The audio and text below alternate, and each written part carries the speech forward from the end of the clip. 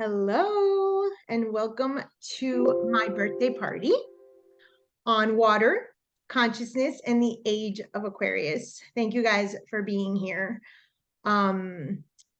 Today is my birthday, and a lot of what I'm sharing today is tied into my not only my birth story, but my life and my rebirth. And each of you helped me get back home. So I want to thank you now, and I will once again thank you at the end when it kind of all comes together. So thank you, thank you, thank you. So today, what I want to cover is explaining the age of Pisces and the age of Aquarius and how these work together, what ages signify, and how one piece of the puzzle are left undone for the next 2,000 years, and those generations pick up and continue passing the torch. The archetype of water in its entirety, what we've been given as a water as an archetype, and what is coming as water as an archetype in the age of Aquarius.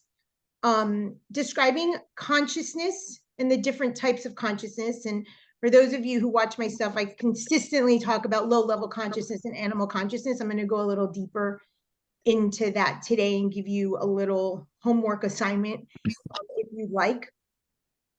Evaluate the function of monsters and mythical creatures in the psyche, because you cannot talk about water without talking about the monsters and the mythical creatures that live at the bottom of the ocean. Discussing the arrival home, back home to yourself, and identifying your piece of the pie that's your purpose in this lifetime. So I want to start with the universal laws that we'll be talking about today. And there's three particular ones. The first one, of course, is principle of mentalism. There is no other. When we talk about specifically the monsters part of the lecture, this is really where this ties in, that all of that is from your own psyche, from your own mind, from your own inner wilderness or inner ocean to be discovered.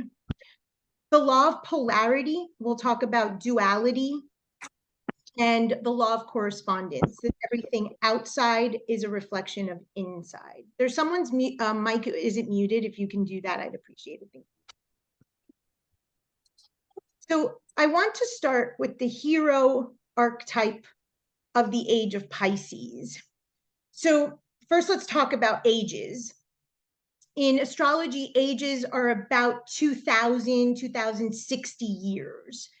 However, there is no definite date as to when an age begins or ends. So based on what's happening in the cosmos, with Pluto moving into Aquarius soon, Saturn just moved into Pisces, everything that's happening in the country, in the world, it's a belief that this is the time that the age of Aquarius is beginning. So there's a passing of the torch. And with every age, there's something that needs to be continuous in nature. No age can satisfy everything, but it becomes sort of like the global functioning, if you will, of our psyche, of our mission, of our purpose. So we have to talk about what we're leaving to understand what we're entering. And I want to start off with the hero archetype of Pisces, which is none other than Jesus himself, an immortal God among desirous men. And I start with this because this is the beginning of the problem, and also the beginning of the problem to be solved or worked through or continued to be solved in Aquarius. So an immortal God, this idea of a divine nature among men that have desires and impurities. So Jesus is the face of the hero in the age of Pisces. He is the fisher of men. And this is not a religion class. This is a mythological understanding of an archetype that was the face of this entire time period. So he was sold as a savior. Therefore, we are victims. Part of the storyline, if you will, is that the perpetrator exists outside. The danger is outside of oneself, and we must avoid it at all costs and judge it quite harshly. And what this has done is kept us afraid of ourselves, of our inner ocean, of our inner wilderness, of our inner fire, our inner hell. And that is a big part of the mission of the Age of Aquarius. There was also a teaching that we must purify that which is evil and wash it away. The face of this hero of Jesus was someone who did the work for us. So we were benefited by what he came to teach us all, but we didn't really have to own anything as a result, and that's what kept us in victimhood. The version of the Christ consciousness is viewed as perfect, something immortal, something divine that none of us as desirous men could attain. And we saw our fellow man as sinners, not internal, but again, externalized. So Jesus began the Age of Pisces, but the job that was begun was not completed. And that is the function of this new era that we're entering. So one of my greatest texts is by Alice Bailey and the Labors of Hercules. And again, this isn't about religion. This is about the concept of what Jesus represented mythologically and archetypally in our psyche. And Alice Bailey said that Christianity hadn't failed. It had really never been tried. And we think about what Jesus really represents. It is divine in a mortal form. And that is the mission of the Age of Aquarius. So it's the changing of the astrological guard and the passing of the torch. Here are some symbols. This here is the symbol of Pisces. And if you see, it symbolizes two fish unified by a band. One of the fish is Venus, Aphrodite, the goddess of love herself, and Cupid, the goddess of desire. And they're unified, but they're opposing one another, as if in order to be divine, you needed to purify desire. In order to be divine, you needed to purify a form that in itself could never be purified. We were set up to fail. And one is suppressed in the Age of Pisces, and that is desire. I'm just going to mute everybody because I keep hearing some noise. Okay. So with the Age of Aquarius, what we're doing, and this is the essence of the law of polarity, is that everything's dual, is that we're going to cut this little band and we're going to have these two halves facing one another. So now our desire and our love are not opposing, even though they keep us whole here, we're unified, but actually we're going to be unified by integration, by interaction, by looking right into the face of that thing that we were told was our destruction as a human race. So let's introduce the hero archetype of the Age of Aquarius.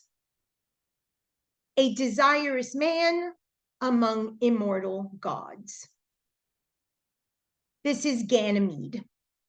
So there's different versions, as in most myths, of Ganymede's story. The general consensus is that he was the most beautiful man ever. His name means desire.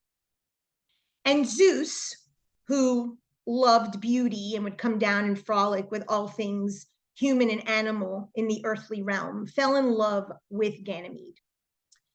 And some stories account that they never had sex and that he was put purely intact in the sky, but most stories indicate that he was so beautiful and Zeus fell in love with him that he brought him up to Olympus. So he was this desirous, beautiful man among these immortal gods. And he was given the task to be the water bearer. And we see this image here. Because he's viewed as a mortal, he's a perpetrator to a space that is heavenly, that is divine. And so here we see the Christ consciousness in a mortal image that was then placed in the heavens rather than something unattainable. And the invitation is, first of all, can divine love exist on earth? And can we view our fellow man as gods rather than evil? He's also holding the vase. The vase is symbolic of emotions, and the water is symbolic of emotions. But he's detached from the emotion. He's detached from the service of pouring water onto humanity to freshen us up, if you will.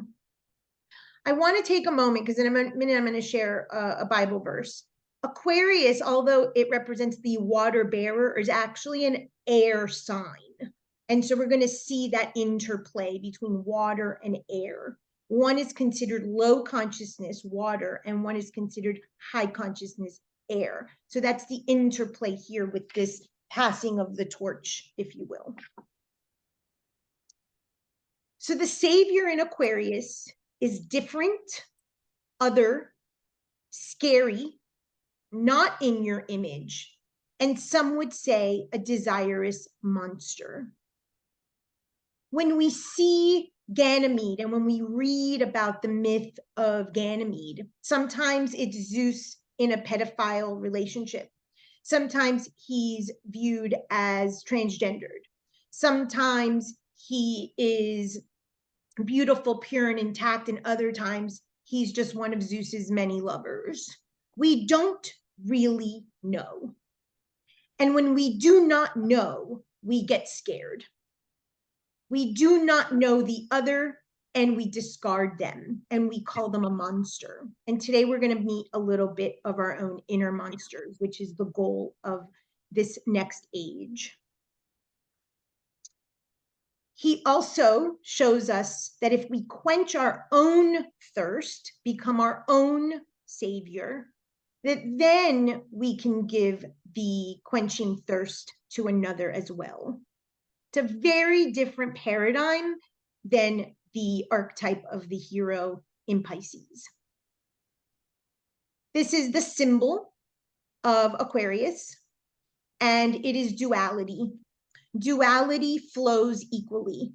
The light, the dark, the masculine, the feminine, the high consciousness, the low consciousness.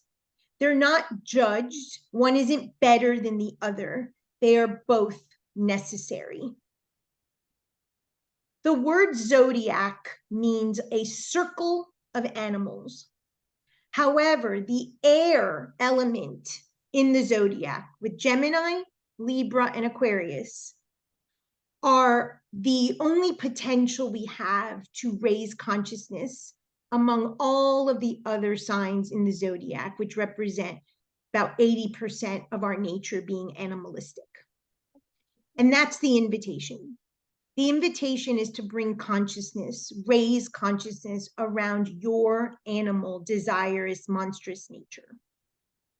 And then the promise of the Age of Aquarius is what is known as Aphrodite Urania. That is Uranian. Uranus is the planet that rules Aquarius. Heavenly love, love from the heavens.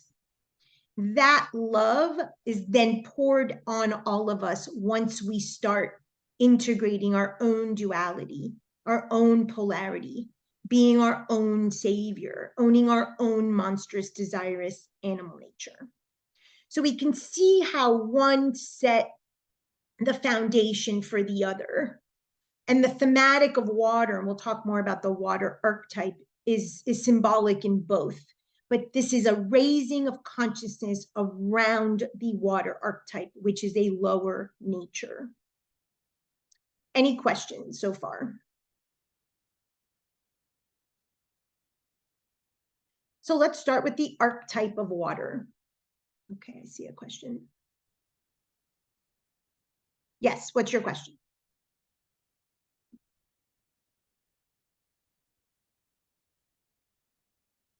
Suzanne? Oh. So the question is, how is Aquarius and Gemini different? When we talk about an element, it's the potential of an element. The potential of Gemini, for instance, is knowledge seeking. The potential for Libra is integration and understanding. But the potential for Aquarius, which is the highest vibration, if you will, not that Aquarius people are more evolved than Gemini people. I'm talking about a vibration. The offering or the gift, if you will, of the Aquarius is wisdom. And so we're talking about from learning or knowledge, we integrate into understanding, which means meeting our both of our halves, the integration. And then wisdom is linked to walking our walk. And that's ultimately the goal of today is the teaching of how are you here in confrontation with this nature of yours, what's underneath the water, the inner wilderness of your inner ocean, and how to make that the exact wisdom that you're here to serve others with, and that journey.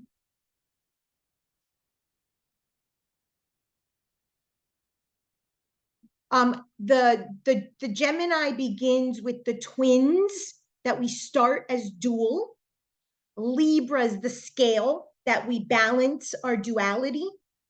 And the Aquarius is the promise that when we own our inner sort of duality, and balance our own dark and light nature, our own monstrous, desirous nature with the possibility of higher consciousness, that we can then live and gift, and the world could be in an Aphrodite Urania or a divine heavenly state here on Earth.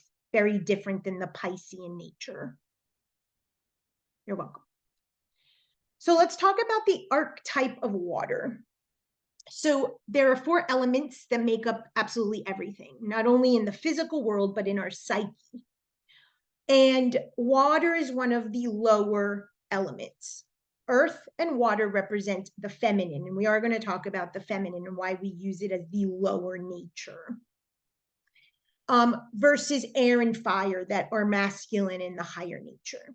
Okay, so today is about the archetype of water. Not only is Pisces ruler of the oceans and all of it, but we see the metaphor continuing with the water bearer, but it's a raising of consciousness about what's found in the water, which is the promise of the air element that leads to wisdom.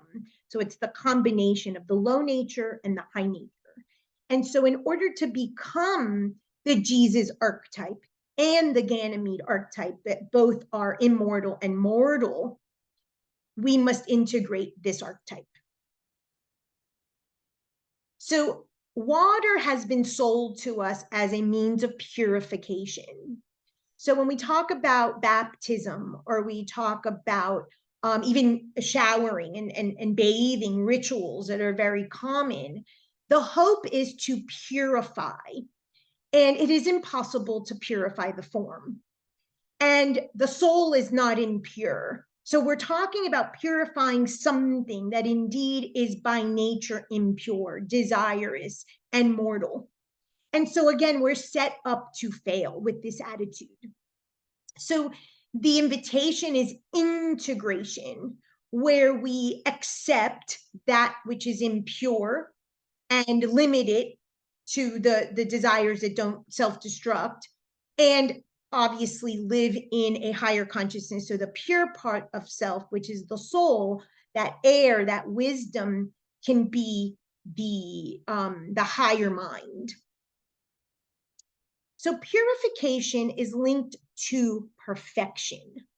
one of the major things that came out of the age of Pisces is an obsession with perfection. I will say that probably 9 out of 10, if not 10 out of 10 clients that come to my office are struggling with some version of perfection. And it is a belief that there is perfection in the form. And that's the first sort of decline in the age of Aquarius, is that shift into perfection doesn't exist. And people understand that in the head, but not necessarily in the heart. That perfection goes against creation and desire. The act of creation, the act of desire, the act of being human requires desire. Therefore, perfection is shattered from the moment of one's conception. Integration, however, is acceptance of the imperfections. And desire is the force of creation. And it doesn't mean that we give in to every desire. That's not it at all. But recognizing that it has a function and that it's here, we're here as a source of creation, not only because we came through an act of creation and lust, but that's exactly what we're here to do, is put out more creations. And the key thing about creation is that it is flawed. Permission to rebirth ourselves by owning our discarded parts. That's also one of the promises of the water archetype. And the first home is a water archetype, which is our womb. And I've said before, it's parasitic. We get a definition of love that really is pain and suffering. And the invitation of the age of Aquarius in a healthier version, bringing wisdom and the air element, rising consciousness around water, is that we not repeat the first home. We don't repeat the womb experience of pain and suffering, but rather we return home to ourself and we have a rebirth. That's ultimately the teaching linked to the higher archetype of water. So the water is the toxic womb. It's the toxic water of the womb, and that's our first home. And my guides once said that that was a fateful trip, and it reminded me of the Gilligan's Island song. That was a voyage. Your voyage from conception to birth was your first voyage. It was in water, and it was toxic water, and it was fateful because you are flawed as a result. We take that same fateful trip through consciousness today. This time you return home to the mother. And that's another meaning of the archetype of water. It's the universal mother with everything in it. And that returns you home to self. So your birth story is directly related to your rebirth story, in the fact that the passage, if you will, is the same. So we're going to go through a fateful trip through consciousness and the journey home. So in John 3:5, it states, one must be born of water and of spirit. Water was the promise in the age of Pisces, and spirit, which is consciousness, is the promise of the age of Aquarius. Our job is to unify both. So the birth story from the fateful trip and the passage through the toxic waters is the same as the rebirth story. One is of water, that is your original birth, and your rebirth, which is the invitation, is of spirit. Any questions so far? So let's start with the widower's walk. The widower's walk was like a passage that women had at their homes when their husbands would go away to sea and not return, or they expected them not to return from war or from this voyage. And they would go to the edge of the walk, think of like the plank, and they would jump into the ocean. And the ocean has the long lost love that is of oneself. It's a metaphor for that long lost aspect within, that deep, darkest part of self that we have such trouble accessing. Within the ocean, and if you've ever met a sailor or someone who loves to be on the seas, they talk about a longing, it's a desire. Being out in the ocean with the elements, with the stars, not knowing what you're going to encounter, the fear and the horror and the terror, all of that represents the spiritual journey. And so it starts to build up a longing and a desire to go inward. And so this metaphor of the widower's walk represented that longing within all of us to know ourselves really, really deeply. And it requires jumping in. And so when we talk about the spiritual journey or the hero's journey, the third step is a threshold.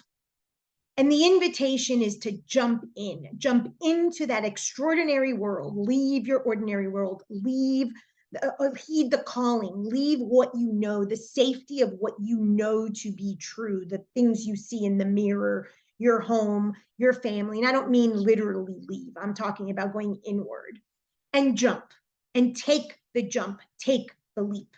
That's the invitation. And so the widower's walk is that invitation to jump in and meet yourself. And it is fateful, but it's the only way to get yourself back home and have that true rebirth.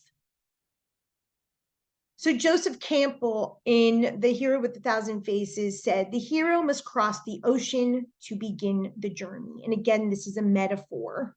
But you must leave dry land. You must leave what you deem safe in order to begin this voyage of rebirth, in order to reach this heavenly love, this peace on earth, this no longer victimhood, but serving others through what you've learned.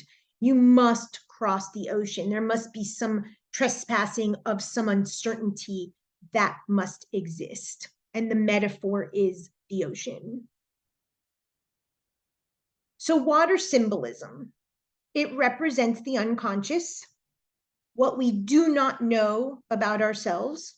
If you know astrology, the 12th house has to do with the sign of Pisces, Neptune, and the bottom of the ocean. At the bottom of the ocean, we assume there's gold, treasure, and dead bodies. And that is what we discover about ourselves. Our treasure and our gold is found through the dead bodies, those discarded parts of self that we discover when we're down there doing this journey. It has parts of us that are discarded and unknown, and what we call the other, projected on to others that we don't understand. The goal of the Age of Aquarius is to connect through the otherness. And remember, it's not in your image. It's scary, it's unknown. And that is exactly the function of this age and this era.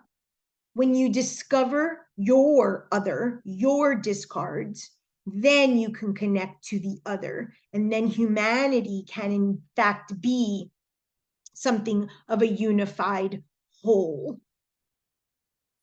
So what needs integrating to raise consciousness?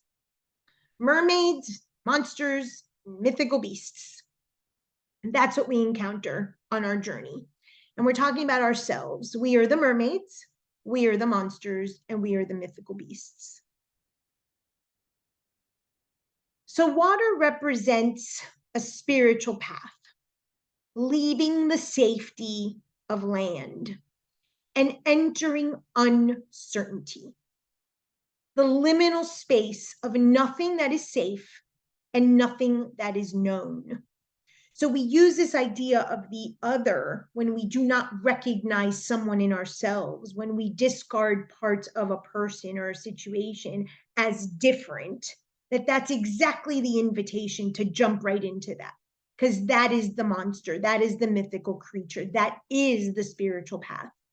It is loaded with uncertainty and these spaces that are liminal, that have no boundary. In Age of Aquarius, we are attempting to transmute water consciousness from a low-level consciousness of this perfection to a high-level consciousness of integration.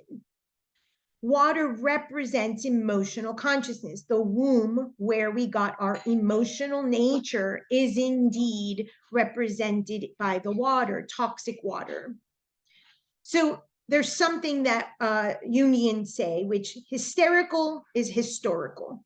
If you're triggered, if someone says to you, I'm emotionally being triggered by this, it's something very historical. It's probably from conception, pregnancy, birth, or 0 to 7.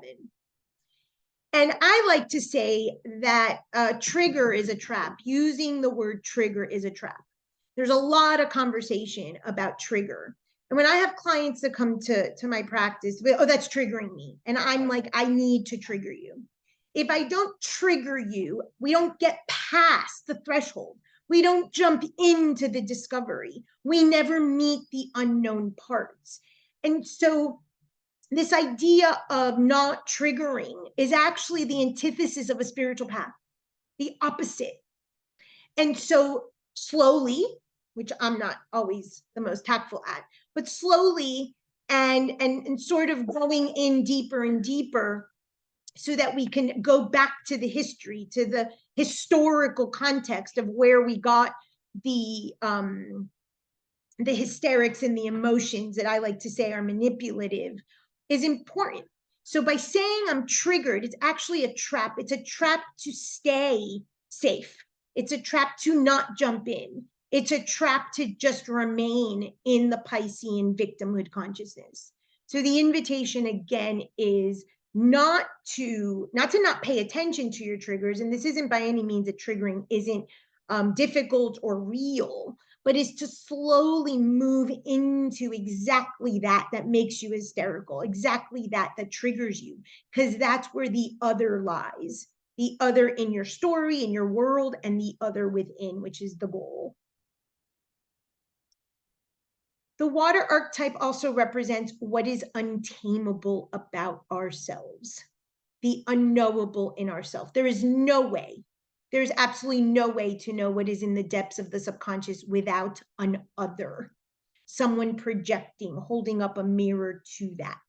You cannot do this alone. You need the concept of Aquarius, of humanity, to hold up the mirror so that you could see all those aspects that are untamable. And they're untamable and they're monstrous, but they're the medicine that then you come to dry land and give back to your fellow human. And without wanting to meet the untamable parts because they're monstrous and scary, we really just stay in the status quo. There is no transmutation. There's no raising of consciousness as an earth, as a human race, and as an individual. So the invitation is to step into the liminal spaces where nothing is safe, where nothing has a boundary, where you're part human and part fish, you're part monster and part human, and you're not really sure which one is calling the shots, which one has a hold of you. That's a very, very scary space to enter. But the inner journey of the ocean has to be done by this means, and it's the world, it's those gods among you and those mortals among you that give you the insight to what is untamable in yourself. So in Greek mythology, there are two monsters, Charybdis and Scylla, one of many in the Odyssey and in Greek mythology. So this guy over here was a whirlpool god. And this guy over here was Scylla, who was a 6-headed monster. And the invitation to Jason, Odysseus, all of the heroes of Greek mythology was to walk the passage right here, drive through here. A very narrow strait. And that's the invitation. Because if something is untamable, if we go too far, we can fall in and get swallowed. And if we go a little bit too left, then we're going to get eaten by the monster. And it's finding that kind of middle road, middle narrow passage through these monsters that live within us so that we're not swallowed whole. It's also about distractions. There's something that is said in Dante's Divine Comedy at the beginning. and he says, leave all hope, abandon all hope at the door. When you're in this journey, when you're in this discovery of self, of what is untamable, leave hope at the door. Hope is another word for savior. And jump in and figure out the hope is another distraction. You'll get that on the other side. But as you go through this, pay attention. Everything matters. Everything is connected. Everything is information. And you become very curious about your mind, and you become very aware of all things being a reflection of self. That's the way to navigate these waters. There's also a longing. When you start, you want to know more and more and more and deeper and deeper. And that's a bit addicting. Trust me. It was hard for me to even come out of that addiction. But eventually you reach dry land. But it swallows you whole, because to know yourself, which is to know the other, which is to know what medicine you come to bring and give to the world, takes this abandonment of all things and just going into that untamable self and just going for it. So allow yourself for a time period to get swallowed up in self and figuring out this untamable nature that you have. The other. In a lot of aquatic folklore, whether it's mermaids, sirens, selkies, monsters, ghost ships, we see these creatures that are half. They only show parts of their head or parts of their tail. Everything doesn't come out at once. This doesn't come out at once. A lot of clients come and say, but I already worked on that. Well, no, it doesn't go away. You work on it again, and now your tail comes up, and now your eye comes out, now your head comes out, and different pieces of you start to come out and show you all of the monstrosity that exists within. You can't handle it all at once. So you chunk it and you see it in pieces on the way. But at the bottom of the ocean is the other, the one we do not understand. These mythological creatures that horrify us and terrorize us, but also intrigue us, and we want to know more. We want to go deeper. And it's all part of the inner climate. It's all part of this atmosphere of this untamable beast of low-level animal consciousness that we're here to integrate.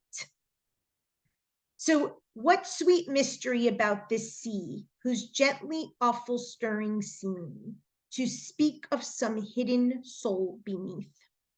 As you start to uncover these layers, these non-human parts, these animal parts, these monstrous pieces, these sinful, mortal, desirous others that are you start getting closer to that soul.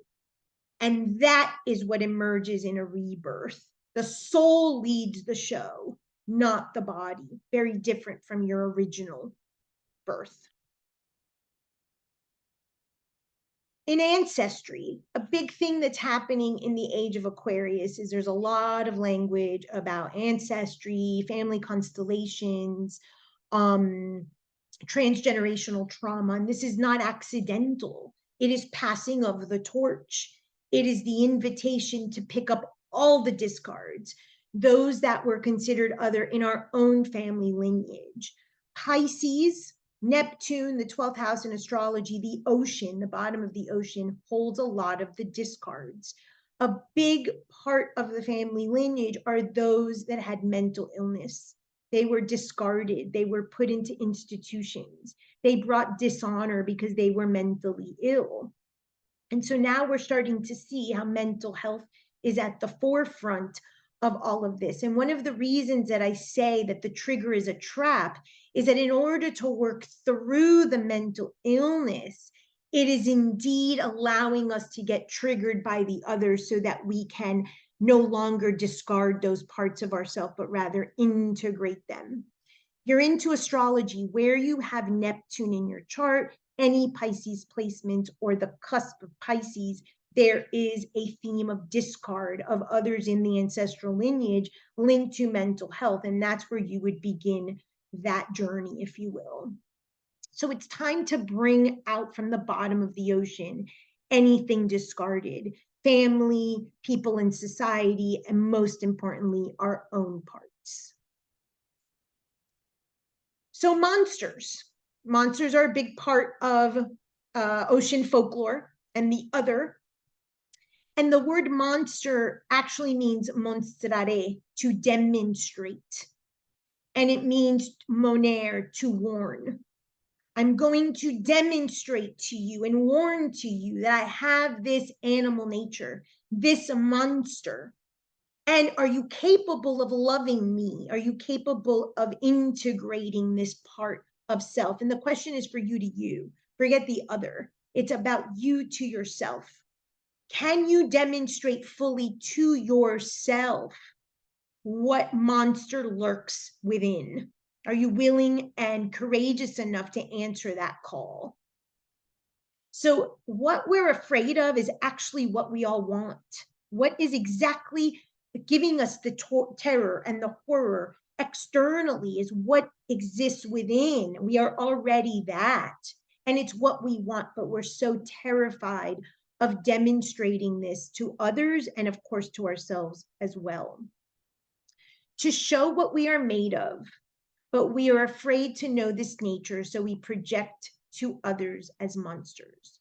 And this is why we say in the principle of mentalism, there is no other. Those judgments that are confessions, and they're great, those things that you project onto others being different and unholy and impure and imperfect and wrong and broken are aspects of you. And the invitation is, are you willing to demonstrate that to yourself and integrate it? You're interested in monster theory, and there is a thing called monster theory. Jeffrey Cohen has several theses on monsters, and even though he's talking about monsters in fiction, it actually has a lot of relevance to the monsters that lurk within our psyche and within ourselves that we're afraid of. So what's lurking? This is the Lernian Hydra, the 9-headed monster that lives in the swamp. That is your subconscious. There's 9 heads, and there's one immortal head. The immortal head is your medicine. The immortal head is what you are most afraid of becoming, that already exists in you, and you project onto others. The other 8 heads are sort of supporting actors, if you will. So I like to think of situations that have repeated continuously as a head, people and archetypes and personality traits that I judge in others as heads. And one of the ceremonies or rituals that I invite you to partake in is find illnesses, conflicts, family themes, traumas that repeat over and over and over in your life story, and name each of those heads one of those. Those are the heads, those are the monsters that are lurking within, that hold your power, that hold your medicine. The monsters, when integrated, become the medicine that you come to give the rest of humanity. It's hard. It's hard work. It's hard to see that every single situation is provoked by oneself. It's hard to think that the other that you most detest and despise is simply a fragment of self and the answer to your integration and your wholeness. But that's what the invitation of Age of Aquarius is. Any questions?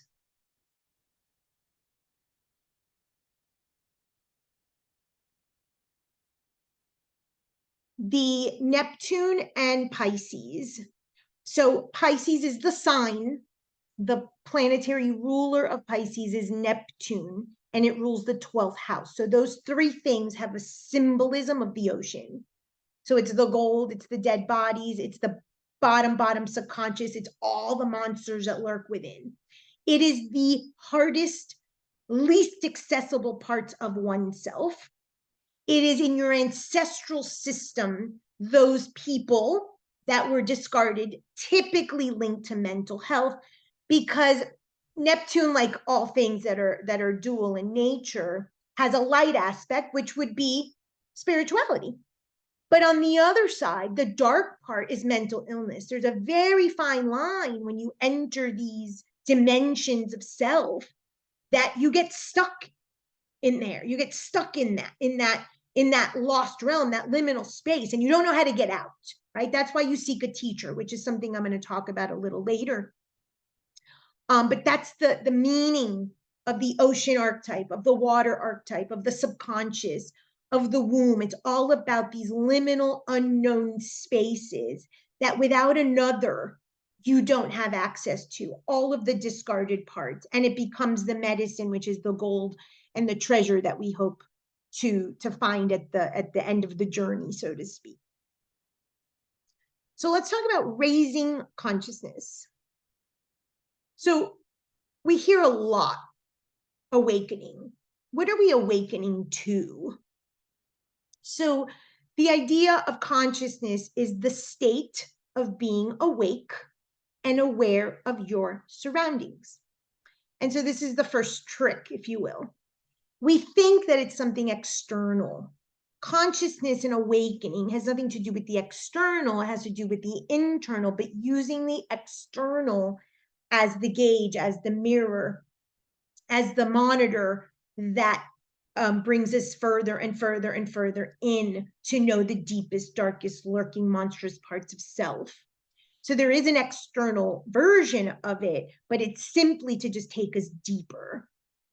So being awake is having consciousness of self as others. There is no other. In true consciousness, we understand this concept. It's very hard for us to grasp that all of this is illusory and it's simply a projection of our own psyche. There is a real world, right? I'm at a table, there is a cup, there's a phone.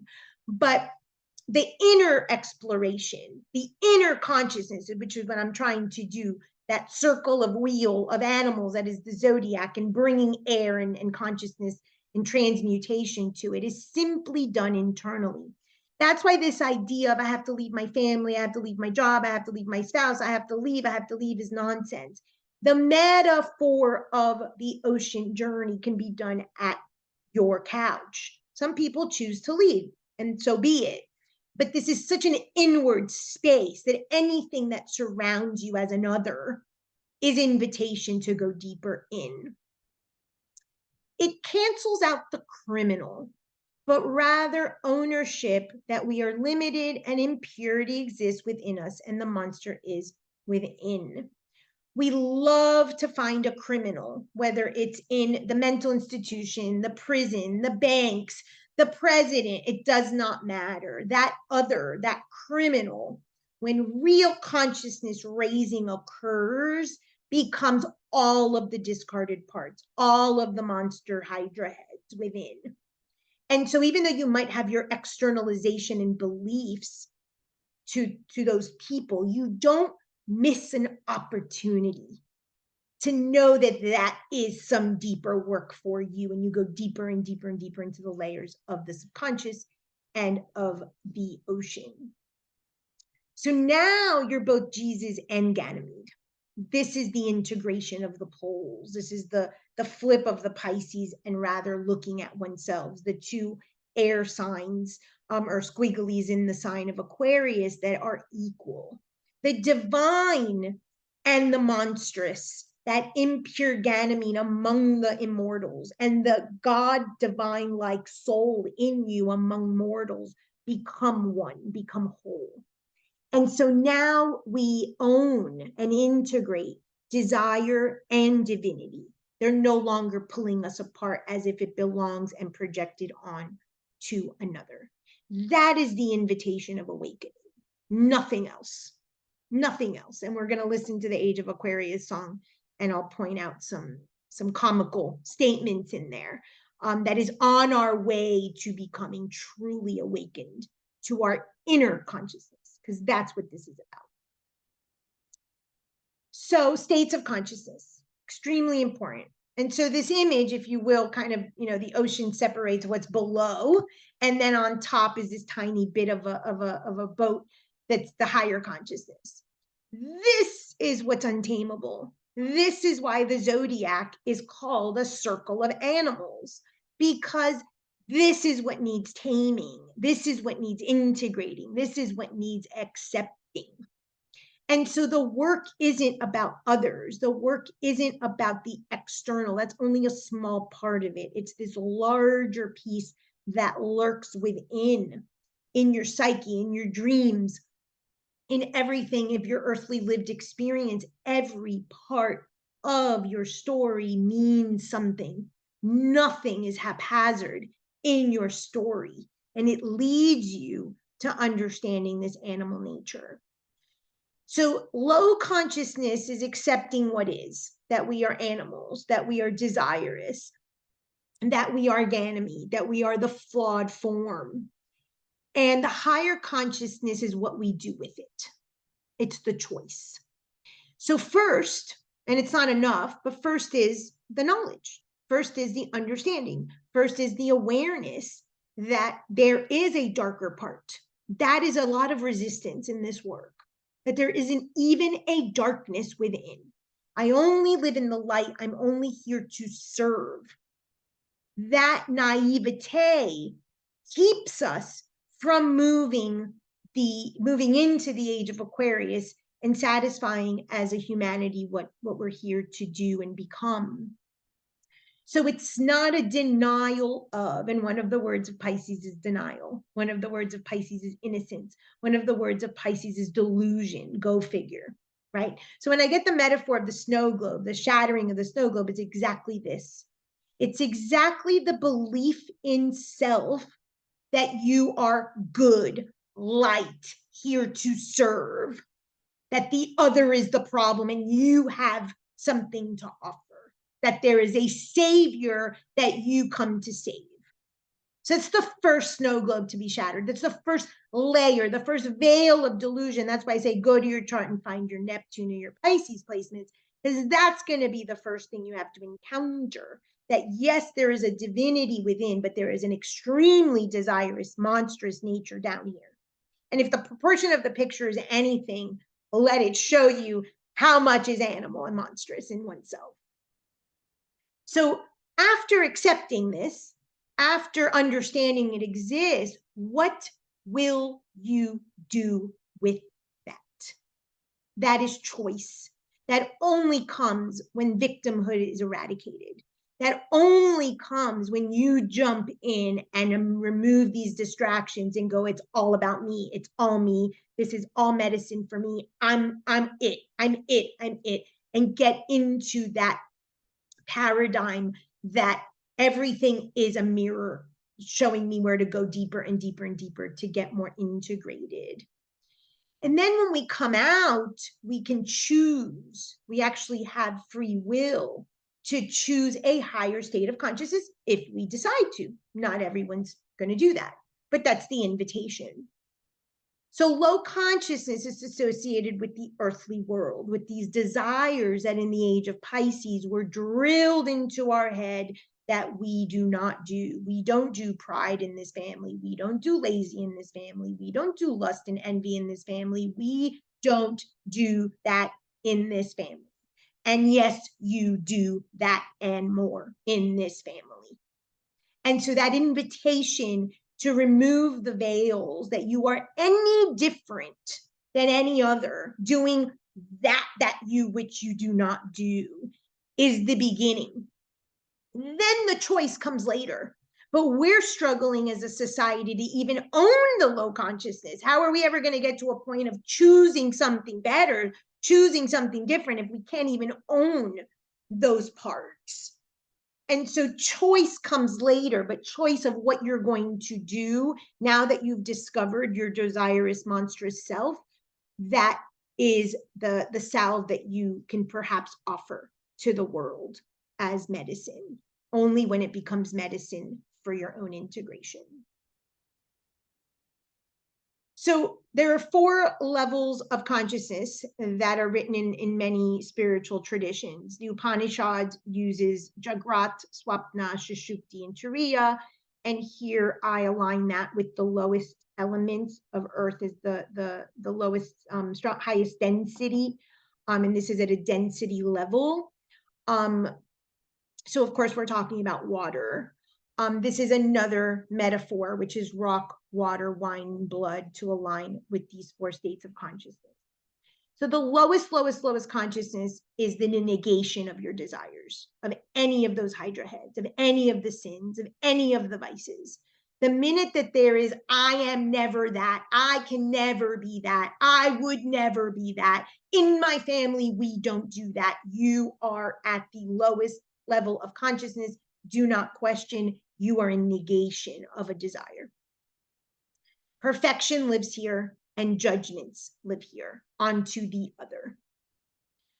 Here, we're in low consciousness as well, which is the water consciousness, and it's emotions, where we use emotions to manipulate for someone to meet our needs. We're in victimhood through our emotions, we're hysterical, we have trauma, and we're triggered, and that becomes a means of manipulation so that we do not have to confront our monsters, but rather someone else can come and save us. One of the key words of the era of Pisces. The invitation of Aquarius is to come into the air element, bring consciousness to all of this. Higher consciousness, knowing thoughts are limited and impure, that there is no other, and it is all in me. That is where we're moving in consciousness into the Sushupti state. So this doesn't go away. We don't eliminate earth and water because we're moving into air. It's compounding. We move into integrating these pieces, but we cannot raise consciousness, the invitation of the air element and the water bear and Aquarius, if we have any bit of a negation of that we are everything we judge, that there is perfection, that there is light, that there is servitude, any of that. That comes later. So this is the monster below the ocean. This is the work. So in the next slide, I'm going to give you everybody's sign, and you can look it up, and I can send you a sheet if you want to do it to your particular animal. I chose Pisces because it's a talk on Pisces, and I'm a Pisces. So every sign has 4 animals associated with its animal consciousness, from the lowest consciousness all the way to the highest consciousness. I want to make a comment. The highest consciousness, or what is called Turiya, are those glimpses of pure consciousness that you might get in meditation, that you might get when you have an aha. We are not able to sustain that state of consciousness, okay? That is not possible in the form. They're glimpses, they're momentary connections to that space of perfect union where all of this dissolves momentarily. So that's why we stop here primarily. Okay, on your sheet, you'll see in a minute your sign, and you can look up your animal. So the animal of the lowest nature for Pisces is the piranha. And what I like to invite clients to do is to find a few words that would describe that animal. So I would assign that to you for homework. So for me, the piranha eats everything. And because we're talking about consciousness, it takes on that identity. So that which I swallow, that which surrounds me, right? That whatever is in my world, I become. That is a very Piscean thing. We are the doormat, and I was that. Okay, so I want to take on the assumptive identity of whatever's in front of me because I feel I have no identity of my own. That is my first monster, if you will. The second animal for Pisces, the water, is the fish. What does the fish do? The fish gets eaten by everything, right? A little fish just swimming around. Whoop. And so there is an identity of no identity because anything that eats me. So it's a swallow or be swallowed kind of concept. I get inside the belly of the whale, if you will, and that's what I am. Or I swallow something and that's what I become. And this dichotomy of eat or be eaten has no identity of itself. And that is what's at the bottom of the ocean. It's discarded. We don't fully know it. We're scared of it. Therefore, we cannot fully know ourselves in function without another person, without the world mirroring back to us. And that's the essence of where you have Pisces, Neptune, and your 12th house in your astrology. Everybody has this. It just happens to be very particular to Pisces. So the invitation is the third level of consciousness, which is the beginning of raising consciousness. The mermaid has an identity. Actually, in most mermaid stories, there's music, there's beauty, there's an unknowingness, but there's also a lot of danger. If you read the Odyssey, if you read a lot of these texts, the mermaid is dangerous. You don't know. Even in Peter Pan, they show the jealousy and the envy with Wendy when they're in with the mermaids. And so that begins to open you up to your awareness that you may be beautiful in some aspects, and your tail may be really pretty, or you may have really beautiful hair, but there's an animal nature that you keep hidden, and that's there. And get real clear that that exists, that you are both things. The beautiful music, but it's the same music that deters the sailors and gets them killed.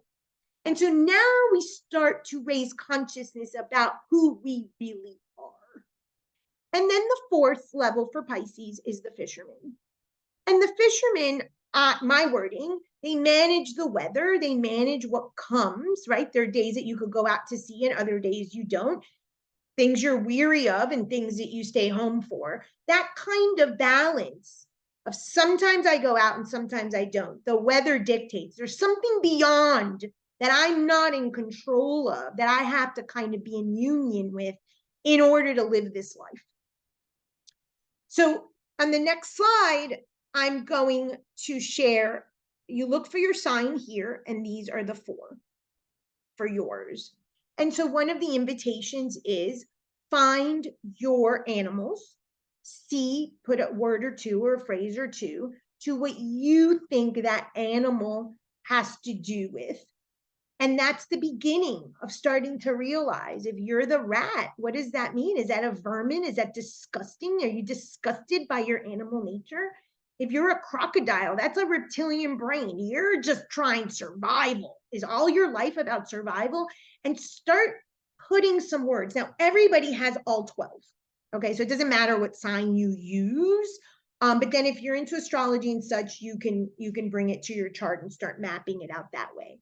But the invitation is to put a few sentences for each animal so that you can understand what you're up against in your lower nature.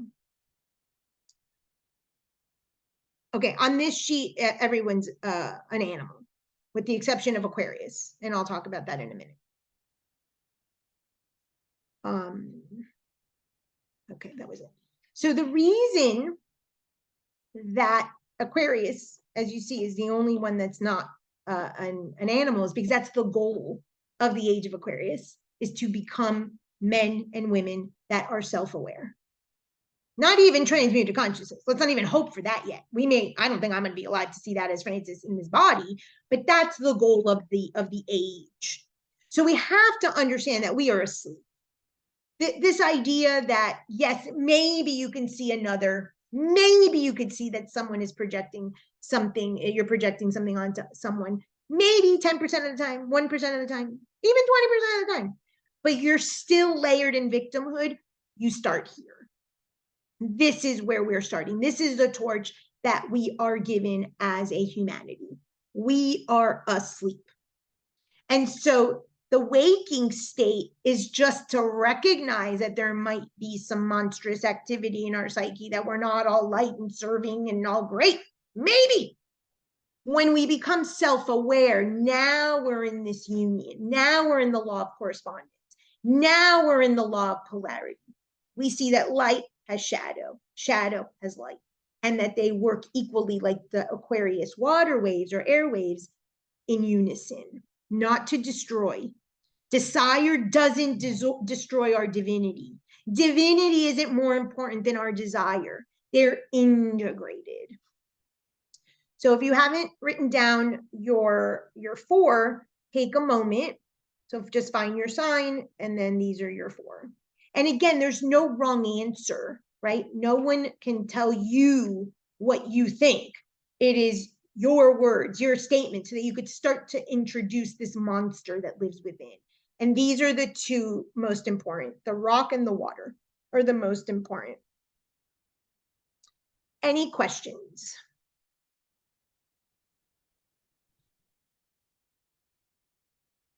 Okay. So now let's talk about consciousness and connection. These are the two words of the Age of Aquarius. So we started talking about consciousness. We're going to go a little deeper, and we'll talk about the importance of connection, because of all the unmet needs, there's 4 unmet needs. There's safety, security, there's protection, there's validation, and there's love. We associate love with connection. The psyche of the human being, and the reason why we hide our monstrous selves, is because we believe that if someone actually sees all of our discarded parts, all of us at once, that they will leave us, right? If our own parents, speaking, no one had perfection, no one was loved unconditionally, no one's needs were met, couldn't love us in our entirety with all of our parts, what's left for us in society? And that is the misconception. And that's why I had the slide, show me my, I'll show you yours. If you show me, I'll show you mine if I'll show you yours. Because when we start to feel comfortable owning these parts, it gives safety to the other person to say, oh, I do that too.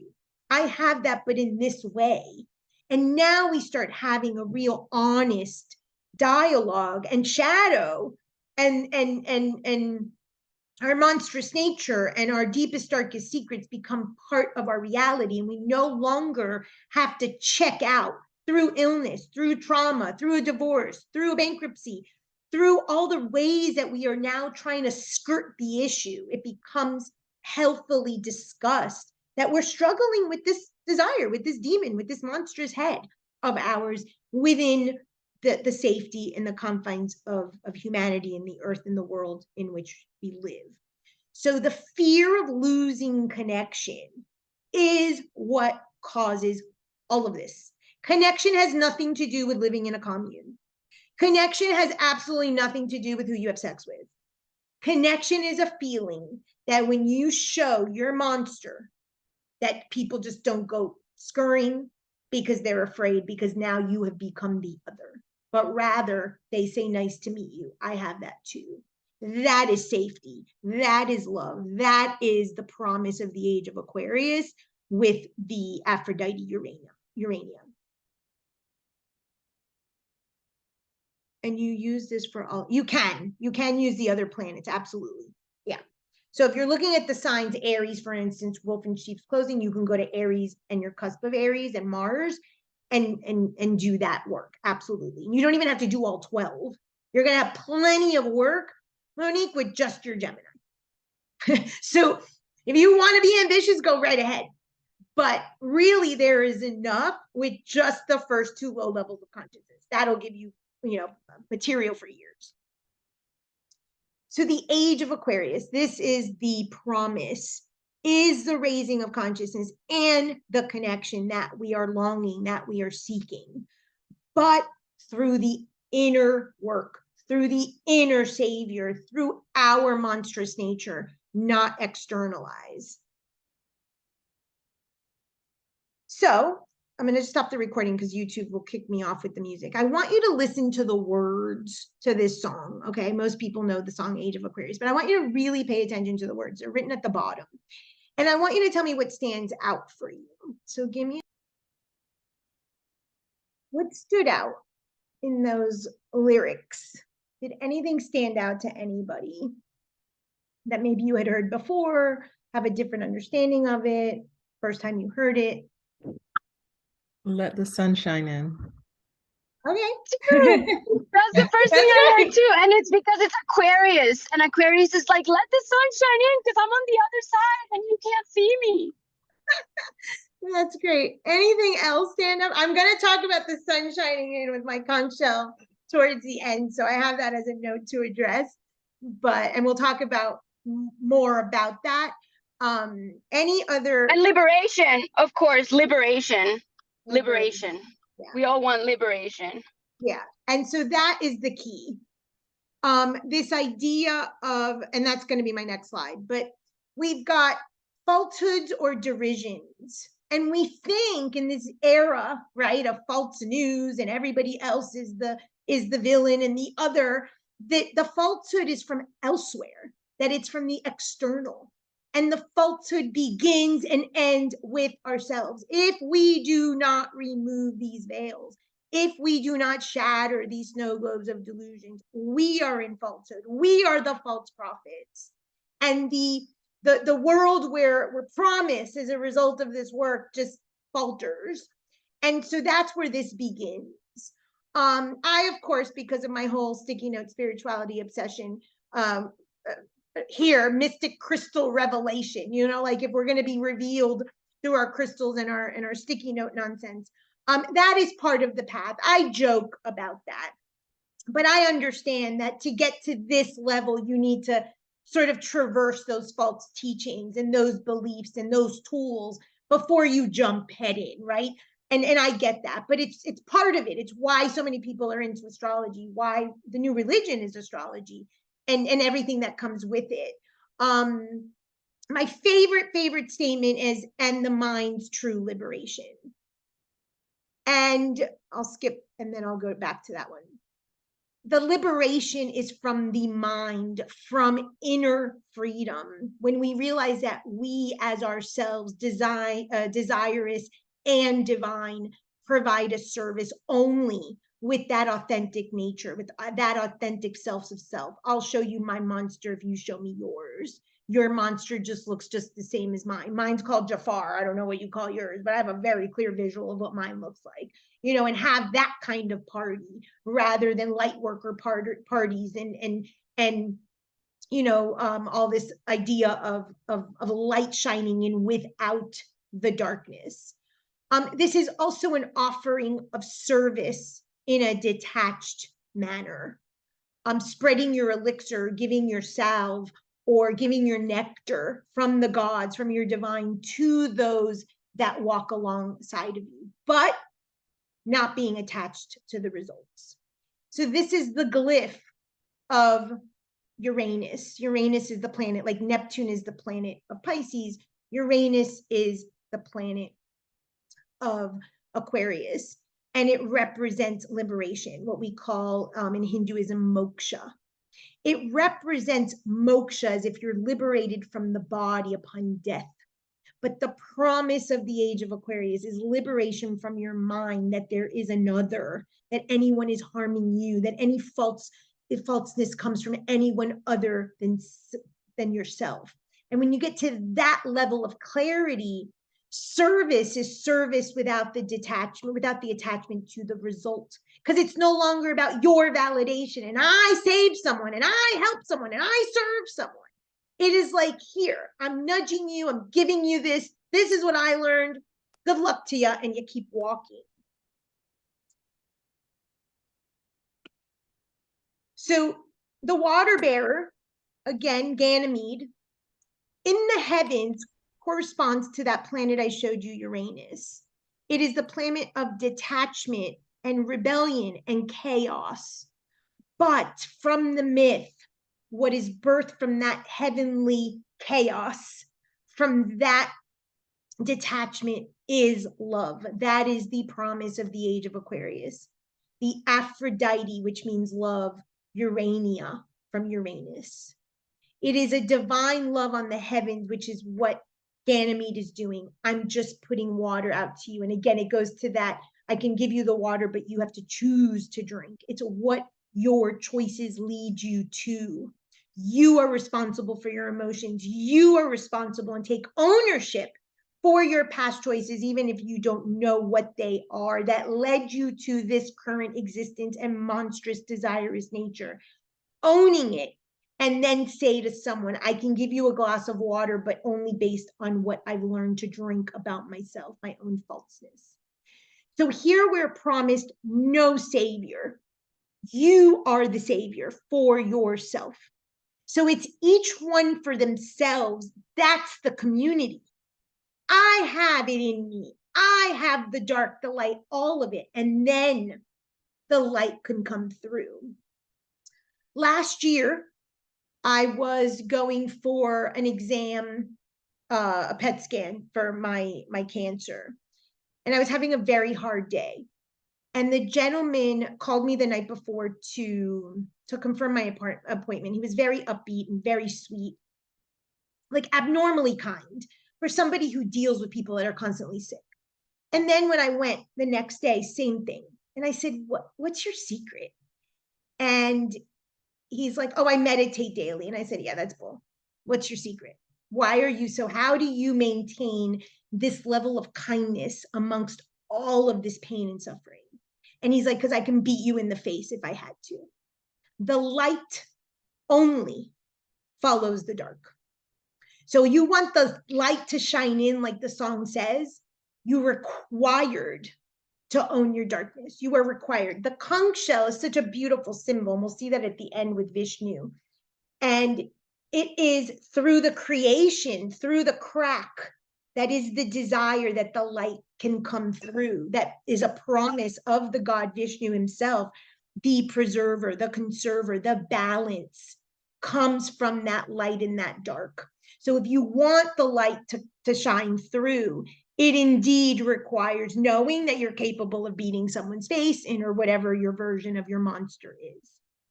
And so we save ourselves and others. This is the connection. This is the community. Others inform us of how, of our monsters, so that we can remove the falsehoods. And the low consciousness of water must be transmuted in the Age of Aquarius. Emotions are manipulative. When you overdo an emotion or you withhold an emotion, you are manipulating that other person to jump in and meet your needs. That is what you learned in your toxic waters of your womb. This is a chance for you to meet your own needs, for you to sit in the discomfort of your feelings, not emotions. Emotions are manipulative. Others jump in and do it for you. The Age of Aquarius is feeling the feelings, sitting with the trauma and going deeper, deeper, deeper, deeper with it. That's the liberation that is promised in the mind.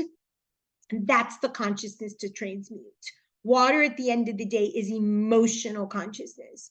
And if we do not bring light to it and liberation and freedom and raise the consciousness of what lurks in the dark, then we don't get what we're due as a species. It's our job. I joke a lot when I see a lot of Instagram posts about people saying that they came to raise the vibration of the planet. And I love to just make fun of that nonsense. Like, if you are going to raise the vibration of the planet. No, it's not one person. But if each of us does this, then as a collective, when we own this monstrous, desirous nature, then we indeed become mortals among gods and gods among mortals, and we're all of it. That will raise the vibration. That's the promise of Age of Aquarius, but not the way we're doing it right now. So the key words are consciousness and community. It's awareness of all our parts, including the shadow, all the discards, all the monstrous, all the darkness. And from that, we can give detached service. That makes us a community of humans, no others. And there'll always be, obviously, groups. You can't save the world, but by saving yourself, and I love to say I change the world from my kitchen table, because I don't pretend that there's anybody else but me. And from this spot, all of my relationships have changed. It was obviously my problem, right? And so that's how we kind of, move into the community of being men and women that are self-aware, men and women that are awake, men and women that transmute consciousness. No other way. So your community, as little as it is or as big as it is, will show you those monsters. You can go back and be of service, not because you have anything to teach them or give them or heal them or put your hands on or whatever nonsense you think, but rather because you're walking that walk. You're living that, and you're of service to self. You know your authentic self. You know your dark, your light. You look at it day in and day out. That gives permission to the other person to do that to themselves. Invite someone to show you their monster and show you that and show yours to them. That's self and service, and those must go together. Altruism does not exist without a function of the self, of the I. It's an impossibility. You cannot separate yourself. The way you separate is being detached from the outcome. That just because they don't heed your advice or want what you're offering, they have their own way. That's the beauty of this. Any questions? So I want to talk about aesthetics and beauty, what I'm calling the call home.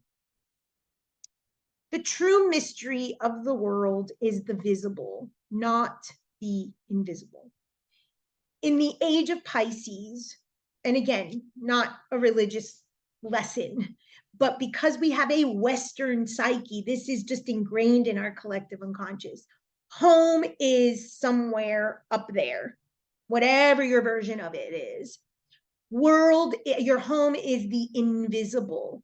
It's not the form, it's not the flawed, it's not here and now. And the real mystery is this promise of the age of Aquarius, that in the visible, in the flaw, this is home, that we've been home always, we've never left. It's finding our way back to ourselves. So beauty in the age of Aquarius. The future is flawed and it's fabulous. So I like to say the 3 F's. It's feminine, it's flawed because it's in the form. Spiritual literature is a bit tricky because typically the archetype, if you will, of the cosmic mind is at rest and has everything in it. There's no differentiation. That's the concept of heaven, if you will, or the cosmic mind. The minute that there is a differentiation, the minute that something has a form, it has a crack, it's flawed. That's the only way that life can be created, through desire, through the crack somewhere, through the light that's going to come through the crack, and of course, owning the darkness that's associated. So when I say the future is flawed, it's accepting the flaws, it's integrating the flaws, it's loving those flaws, and through those cracks, through those flaws, the light does shine in. A symbol that we see a lot in spirituality is the chalice. The chalice in mythology and symbology represents the feminine. We're not talking about female gender. We're talking about the fact that it is flawed. So what do I have in my chalice are a bunch of little cows.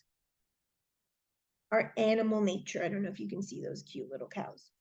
So that's a lot of the mythology when you see myths or stories like the Fisher King or the Herculean myth with the chalice, is that the way home is in the body. And that was a big misunderstanding and misconception with Jesus as the face of the hero. It was that it was out of the body. It was a promise of another dimension, of another space, of something perfect and heavenly. And the heaven, the divine, the flawed, the form, the feminine meaning the creation. That's what that means. The feminine as creatrix, which means it's flawed by nature because it's rooted in desire, is the future.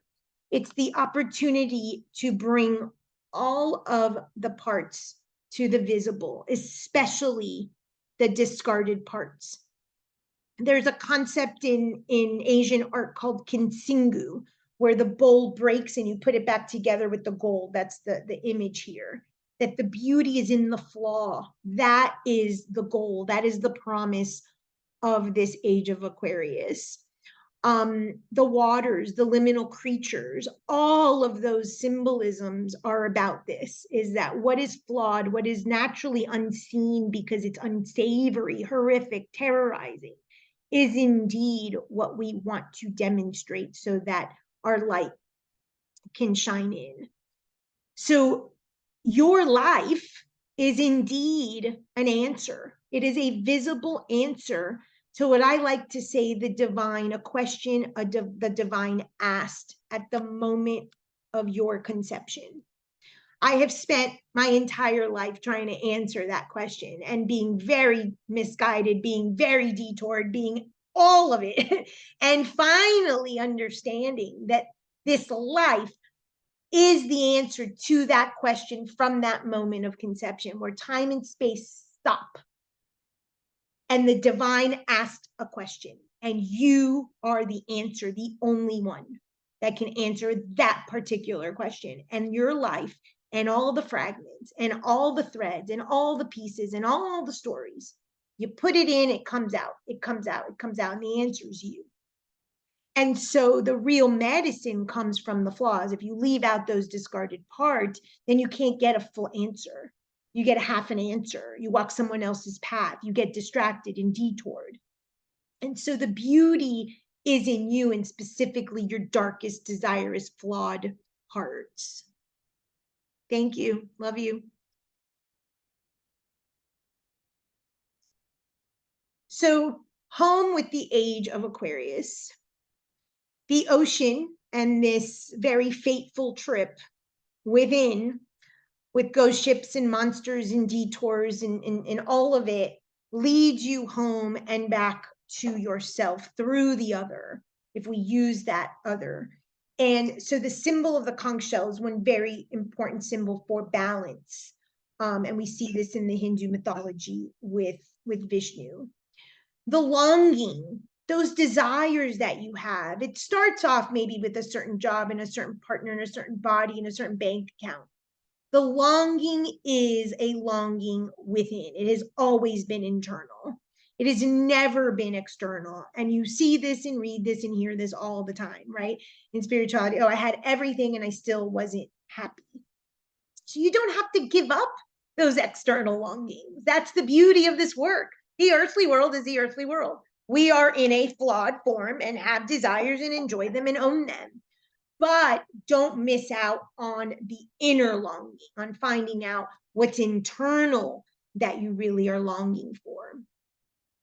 The language that we're using of trauma and broken and lost and dead inside, that does not serve us in any way. We aren't broken. We haven't learned, surely, to accept and integrate our parts, but that every single experience that you spit into this spiritual biochemical machine spits you out. It's perfect. It extracts all the nutrients. It extracts everything you put into it.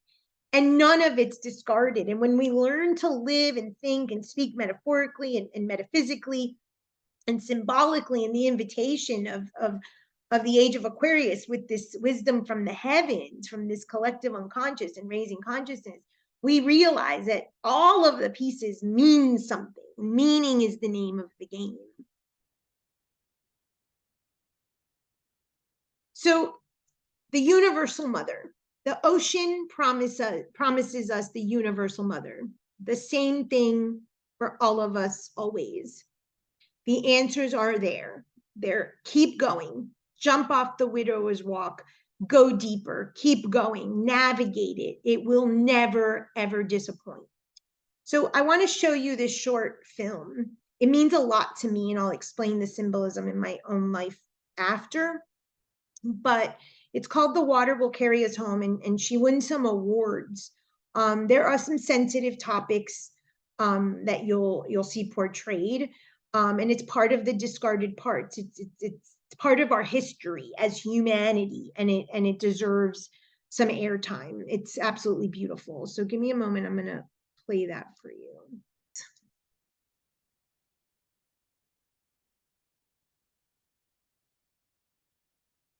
Any thoughts about that? Okay. So to wrap up, welcome home and have some pie. Yes, it was beautiful. I'll share a little bit about my personal story and why I shared that. It was very touching to me when I saw that. Yes, the universal mother, of course.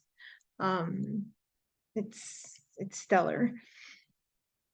So piece of the pie. I mentioned before that at your conception, you were suspended in time and space. So imagine a cross, right? Where the universal and the temporal meet. And you are an answer to the divine's question. That is what your purpose of your conception that led to birth created. And so you're a snapshot in time, right? And what happens at this moment of conception, and what's so scary and why the ocean is so universal, is that nobody claims you. Nobody even knows that you exist. So you've been sort of kicked out, if you will, of the universal consciousness because you've entered the toxic waters of the womb, but your parents don't know that you've been conceived. You aren't branded, hence the identity issue of the piranha and what I shared about the fish. And this is the biggest fear. The biggest fear is this: no connection, no identity. Nobody knows me. If I show them something, I will be alone and die alone and be alone and not be claimed or branded as part of a tribe or whatnot. And so we miss our peace. We miss our calling. We miss what we're here to provide because we're so terrified to go enter back into that liminal space, into that moment where time stops. It's all about us. Nobody knows we exist in creation, and it's so much uncertainty. So I like to say it's oh crap syndrome. There's no certainty, there's no right answers, there's no permission, and there's no saviors. It's just you. And if you're seeking your peace, literal internal peace, and your piece of the pie, which is what you're here to do, your purpose, your functionality, not only going back, obviously, to those moments of conception, pregnancy, and birth to get information, but where are you now? What is it that your life has brought to you through these disintegrated parts that becomes exactly how you nurture and feed others, because it's exactly what happened for you or what fed you. So obviously it's Pi Day, and that's my birthday, 3/14. But if you put this in the mirror, 3/14 turns into pi. And so you represent one tiny piece of the pie of the entire circle that is humanity. And that circle is incomplete if you don't bring forth your piece of the pie. You are incomplete. You're not at peace. Your light doesn't shine through. And we as a humanity miss out. So what is your piece of the pie that only you, with your experiences, with your stories, with all of it, are in need of, right? And that's first what you give yourself to nurture yourself, and then you give to others. So liminal spaces are scary. An invitation, if you are near the ocean, is to stand at the border of the sand and the water, that liminal space. What comes up? When you're led back home to yourself and to others, you're integrating all those lost parts. I put here the message in the bottle. What is the message? What is the elixir? What is your ministry? And it's going to look different for everybody, that you need to bring to that circle, that little pinhead that is you, that little slice of the pie that is you, to make it better, to make this space a place of connection and humanity and light and dark and demon and desire and divinity and mortal and immortal for all of us. What's the meaning of it all for you? That's your choice. Once you're back fully integrated, the meaning you find to be in all, that's the ministry. The monster is the ministry. What you're so afraid of actually does hold the ministry and the medicine. And then the call is to leave it better. If it scares you so much, if it's something that you judge so terribly, well, don't do it that way. Find your way to make that monster better, visible, have more light to it. So my piece of the pie that I've discovered through my 50 years is that I am Nereus. And in my story, the monsters were the cult leaders and the spiritual teachers that I listened to, believing that that was my way and it was their way. In mythology, they're known as Busirisus. And the other spiritual teacher is called a Nereus, and he's the one that nudges you. He's simply the one that explains it's your path and is detached from that outcome, but loves and adores your darkest parts, your discarded parts. And it goes two ways. You know, I invited you all here for my birthday party because each and every one of you has permitted me to show you my darkest monstrous parts, and you keep coming back. And in turn, I want to and hope that I have done that, love your darkest parts, because that's my calling, that's my return home, that's my piece of the pie. And so the monster, which I was terrified of becoming, and anyone who knows me knows I'm terrified of becoming a cult leader, is exactly what I want to lead better. Not the cult leader, but being the Nereus, not doing it the same as those that led me off, or I allowed to lead off my path. And I'm so appreciative and grateful that each of you in some capacity has allowed me to be a pebble on your path and impart whatever it has been, and nudged you. And I am beyond grateful that I get to do this work because each of you allow me to do that. So I want to leave you with this poem. The time will come when with elation you will greet yourself, arriving at your own door, in your own mirror, and each will smile at the other's welcome and say, sit here, eat. You will love again the stranger who was yourself. Give wine, give bread, give back your heart to itself, to the stranger who has loved you all your life, whom you ignored for another, and who knows you by heart. Take down the love letters from the bookshelf, the photographs, the desperate notes. Peel your own image from the mirror. Sit, feast on your life. This is what the return home allows. To meet that stranger, the validation you looked for externally, the love you looked for externally, the connection you looked for externally. And the notes and the photographs of others when it's always been you and it will always be you. And thank you for allowing me to be me. Any questions?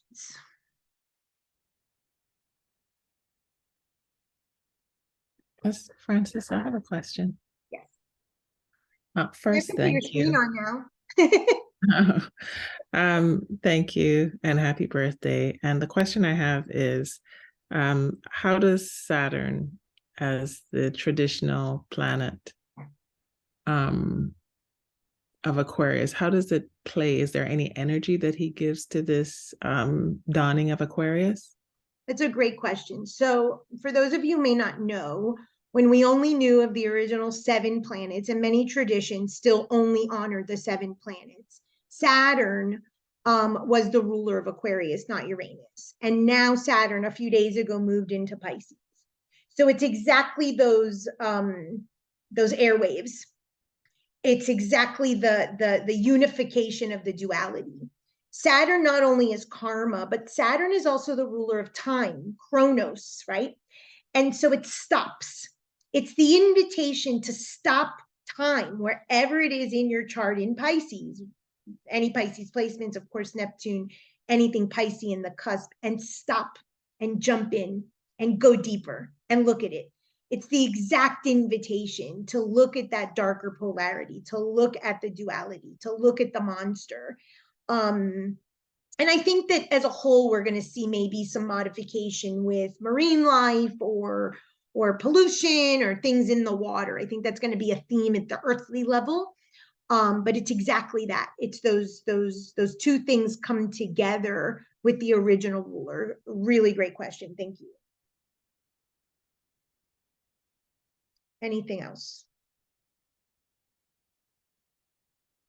So when I jumped in unwillingly, definitely unwillingly, and found a lot of parts that I really was clueless were down there. I had a witness, more than one witness, but several witnesses. You need a witness. And I think that that's what this work provides. When you do feel safe with someone to be your nearest, to be the witness, to love your discards, to that you could show your monstrous parts too, and they can say, oh yeah, I got that too.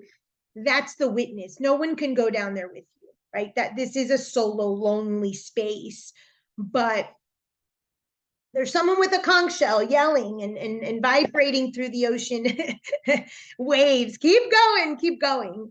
And that really is the invitation. One of the reasons that I shared that the water will carry us home video is, you guys may not know this, but besides being born into a cult, I was born into an Afro-Cuban cult.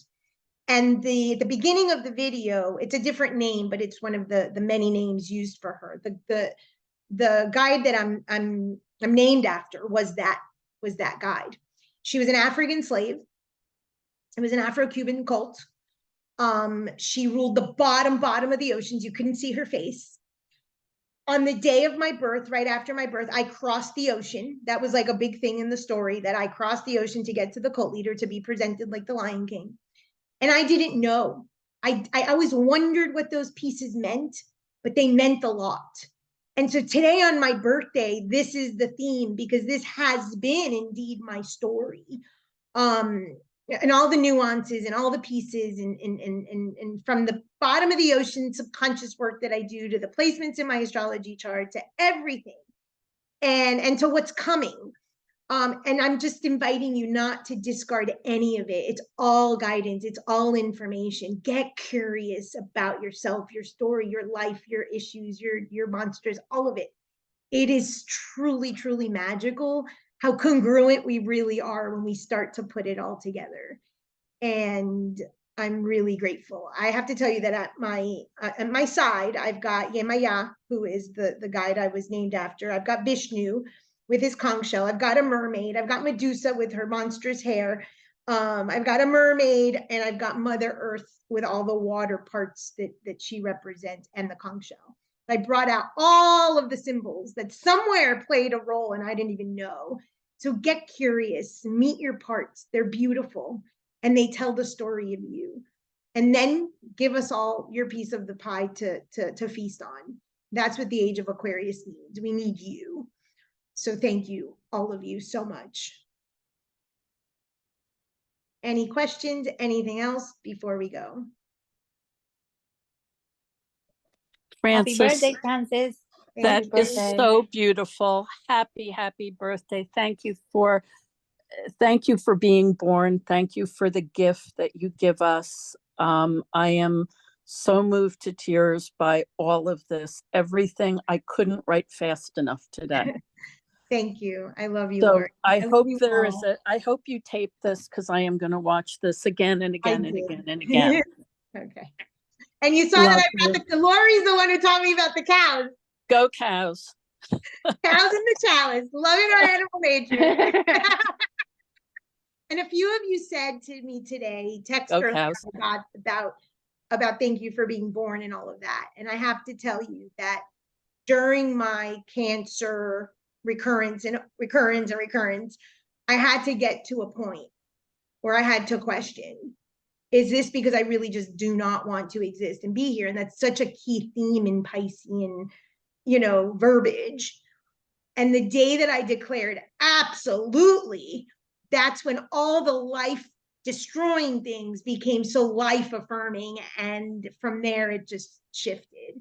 So thank you for those specific words.